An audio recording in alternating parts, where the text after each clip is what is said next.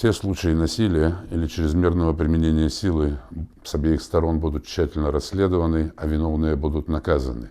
Это не заявление общенационального лидера Беларуси Светланы Тихановской или Павла Латушко.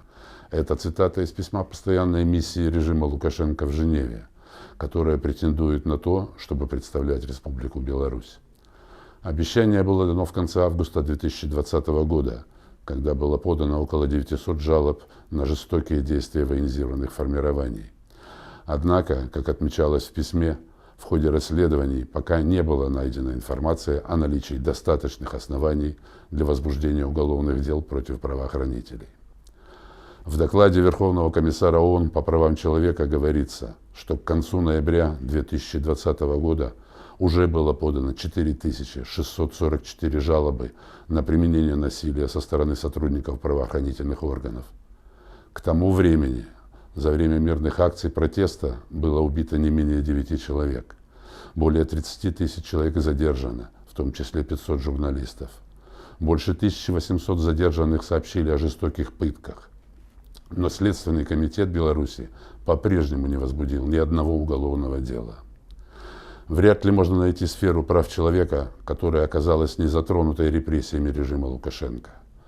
Свобода мирных собраний и выражения мнения, право на надлежащую правовую процедуру и справедливое судебное разбирательство.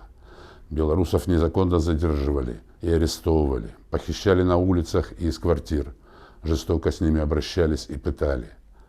Репрессиям подверглись представители разных групп населения, правозащитники, адвокаты, женщины, медики, студенты и ученые, пенсионеры и журналисты.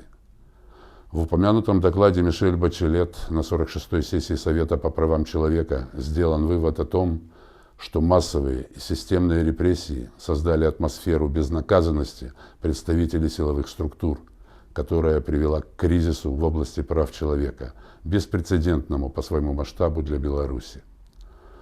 Однако это не помешало главе МИД Беларуси снова солгать и цинично заявить, что власти выполняют все свои обязательства в области прав человека, строго соблюдая международные договоры. Последний пример, отражающих их отношения, это внесение изменений в административный кодекс Беларуси, которые вступили в силу 1 марта. В ответ на давние рекомендации Комитета по правам человека о гуманизации закона о массовых мероприятиях, режим Лукашенко установил, что штрафы за нарушение порядка проведения массовых мероприятий или за участие в несанкционированных мероприятиях увеличиваются в 3-4 раза до $2200 США, что более 4 средних зарплат. Это означает только одно. Лукашенко намерен незаконно удерживать власть и всеми имеющимися в его распоряжении агрессивными средствами запугать население. А это значит, что белорусам придется снова столкнуться с еще большей несправедливостью, насилием и террором.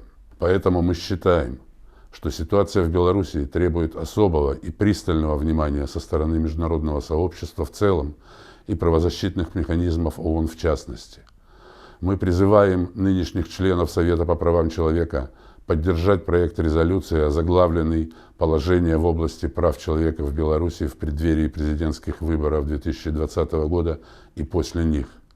Мы возлагаем большие надежды на работу группы видных международных и региональных экспертов, мандат которой предполагает обеспечение правосудия для жертв систематических и массовых нарушений прав человека и привлечение к ответственности виновных в их совершении. К сожалению, обещания дипломатов, представляющих нелегитимный режим по этому вопросу, не внушают никакого доверия.